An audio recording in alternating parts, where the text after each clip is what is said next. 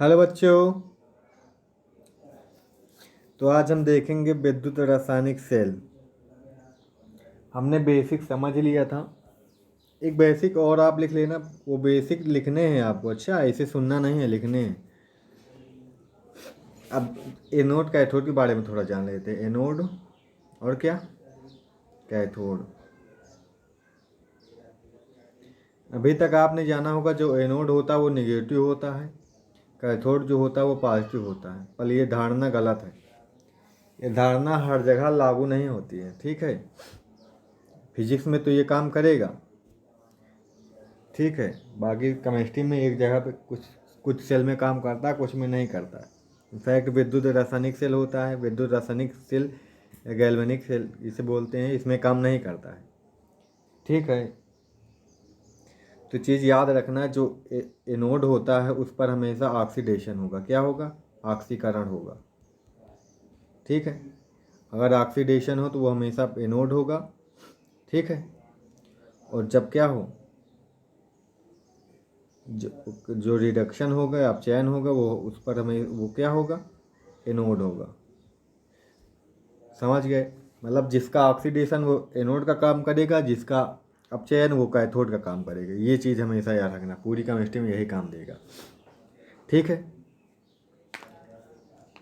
चलो स्टार्ट करते, फिर इतना लिख लेना आप। विद्युत रासायनिक सेल, विद्युत रासायनिक सेल का एग्जाम्पल क्या आ जाता है? Daniel cell. डेनियल सेल विद्युत रासायनिक सेल का काम क्या होता है? विद्युत रासायनिक सेल में क्या बदलता है, किसमें किसमें परिवर्तन होता है? इसमें रासायनिक ऊर्जा का विद्युत ऊर्जा में परिवर्तन होता है, ठीक है। विद्युत रासायनिक सेल क्या करता है? विद्युत ऊर्जा को, वो रासायनिक ऊर्जा को विद्युत ऊर्जा में बदलता है, या फिर विद्युत ऊर्जा रासायनिक ऊर्जा को विद्युत ऊर्जा में परिवर्तित करता है। यही इसका काम है। चलो, अब इसका उदाहरण में क्या आ जाता है? Daniel cell. डेनियल सेल को क्या बोलते हैं? दूसरा नाम गैल्वेनिक सेल। अब दोनों नाम से पूछा जाता है, डेनियल सेल से भी पूछा जाता है, गैल्वेनिक सेल से भी पूछा जाता है। समझ गए? इसकी बनावट कैसी होती देख लेते हैं।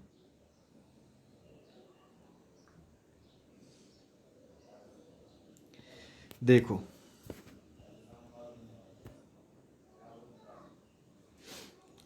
दो पात्र लिए गए हैं। एक में जिंक की राड लगा दी गई है,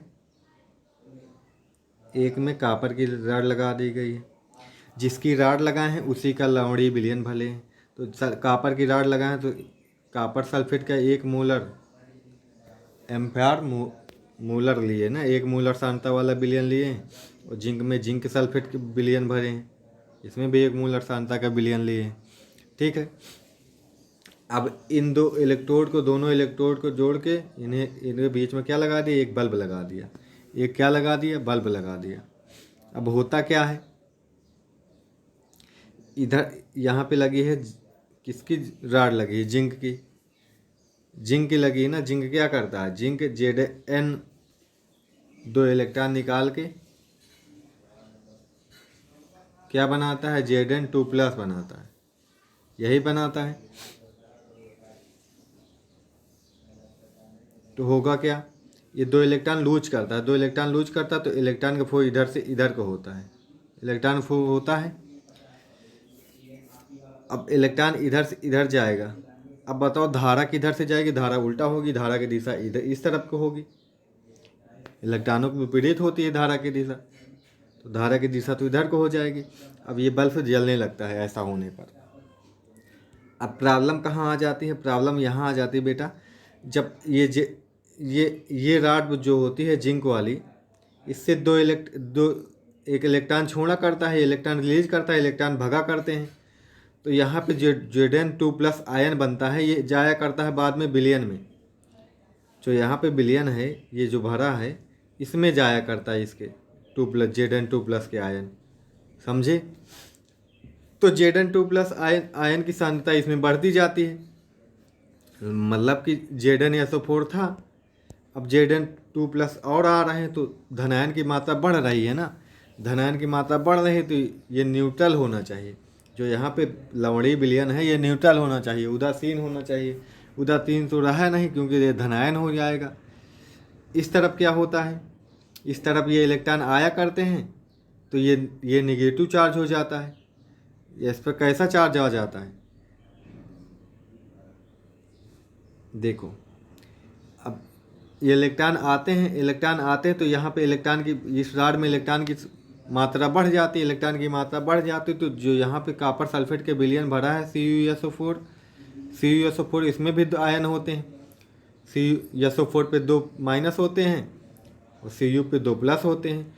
तो यहाँ पे 2 इलेक्ट्रॉन आते हैं तो ये Cu प्लस क्या करते हैं, ये इलेक्ट्रोड पे जाते हैं, वहाँ पे 2 इलेक्ट्रॉन लेके ये उदासीन हो जाते हैं, उदासीन होकर जो कॉपर की रॉड होती है उसी पर इकट्ठे होते जाते हैं। समझ गए ये बात। अब इसमें फिर ऐसा होने पर क्या होता है, इसमें जो है Cu आयन की सांद्रता घटती जाती है। Cu प्लस 2 प्लस आयन की सांद्रता घटती जाएगी। तो यहाँ पे ये SO4 वो घटेगा तो SO4 बढ़ जाएगा, SO4 बढ़ जाएगा तो ये ऋणावेशित हो जाएगा। इसका लवणीय विलयन कैसा हो जाएगा, ऋणावेशित। इसका कैसा हो रहा था, Zn2 प्लस आ रहा है तो ये धनावेशित हो रहा था। समझ गए।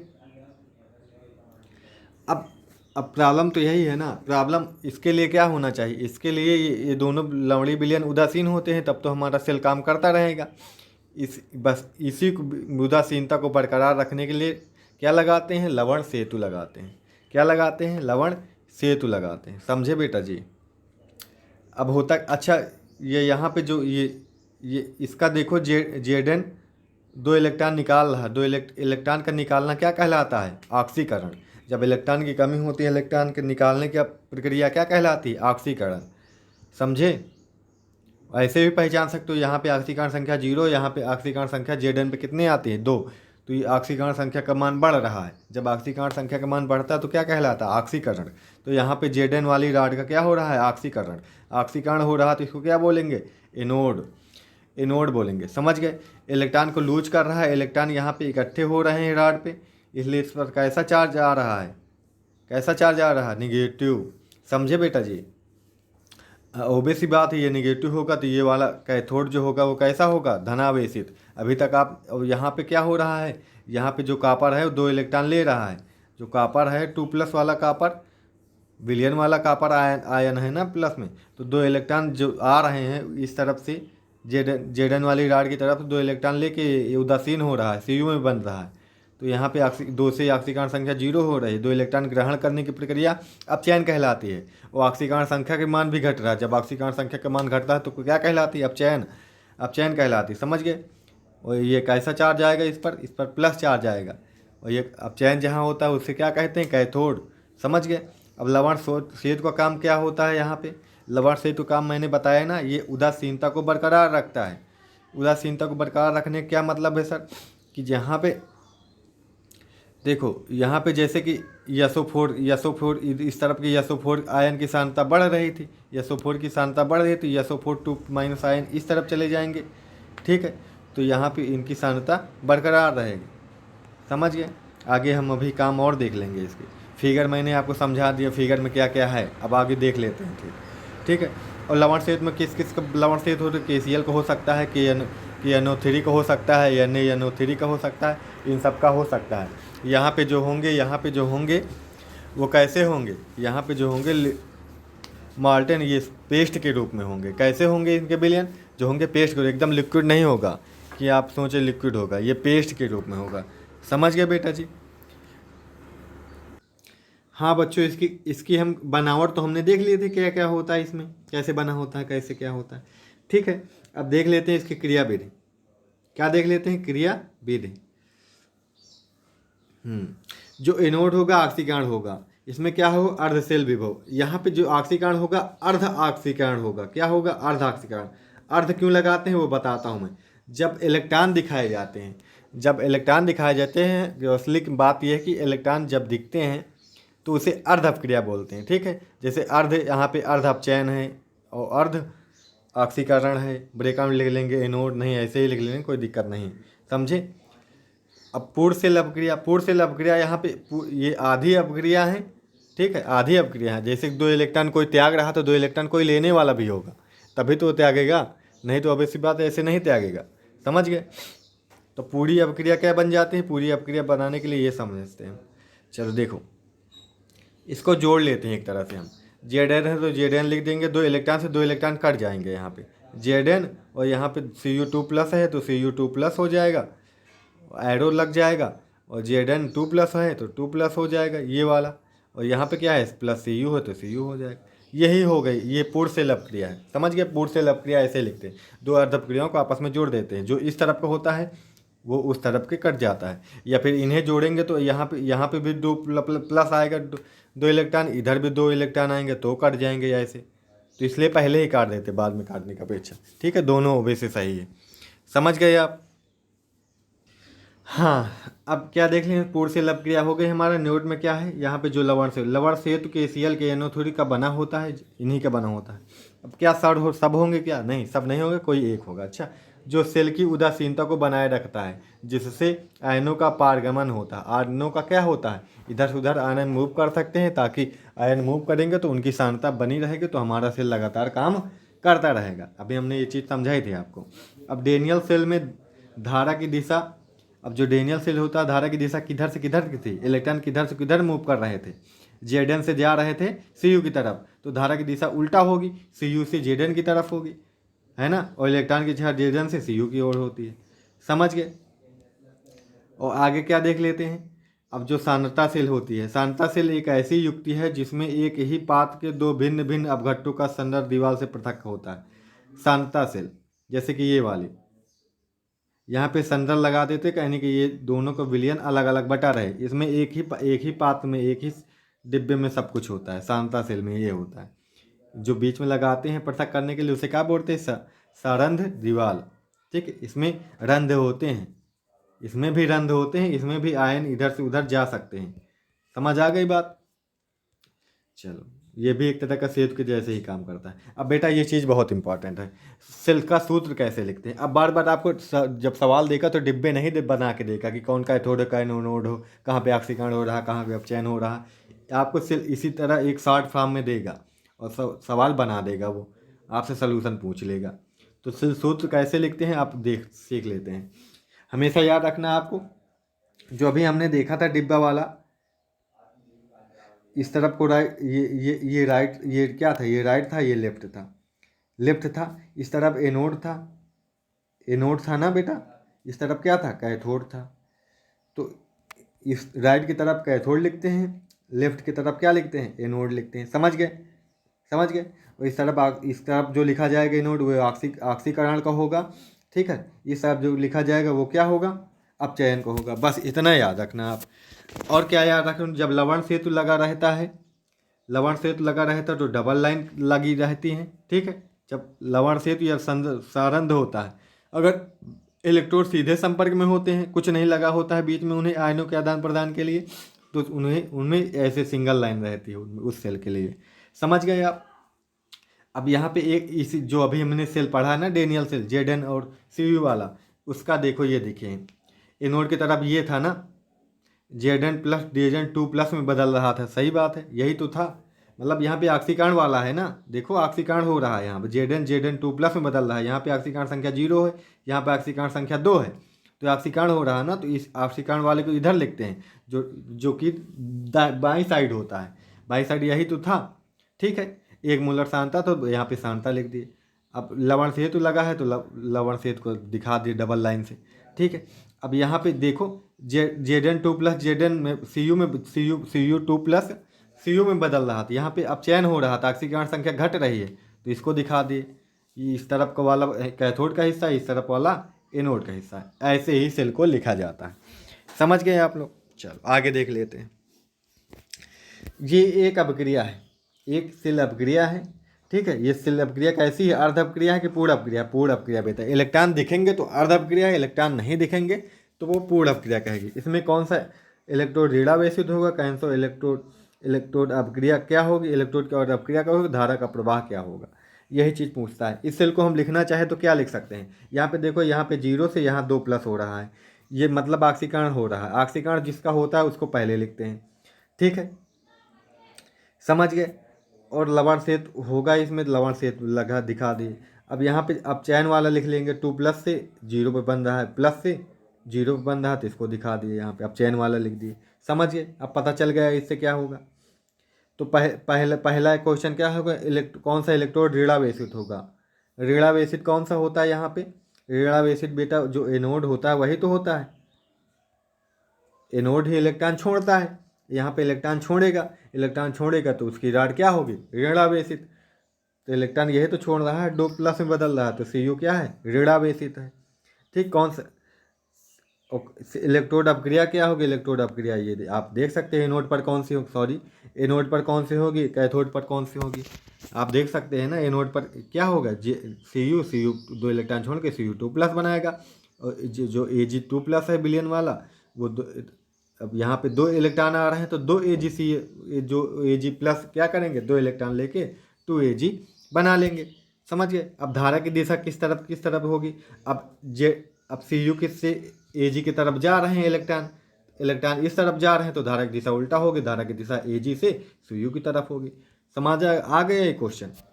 चलो अगला देख लेते हैं, इसको भी देख लेते हैं फिर खत्म फिनिश करते हैं इसको समझने के बाद।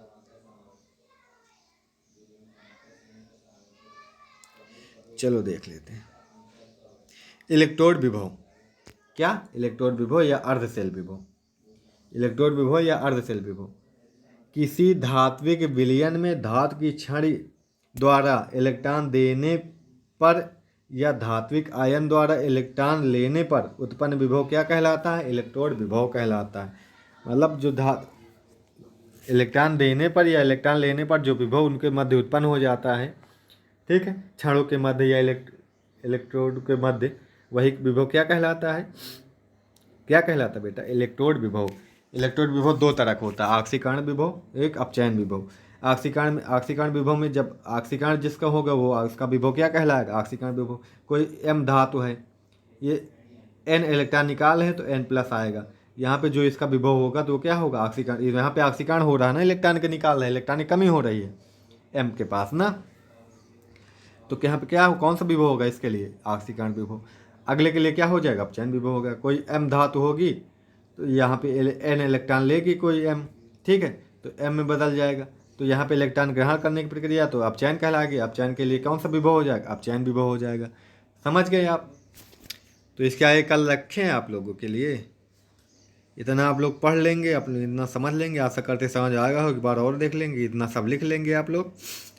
फिर हम कल ये वाला पढ़ेंगे, मानक इलेक्ट्रोड विभव, मानक इलेक्ट्रोड विभव, फिर इलेक्ट्रोड विभव का मापन कैसे करते हैं ये देख लेंगे। चलो इतना देख ही लेते हैं, ठीक है।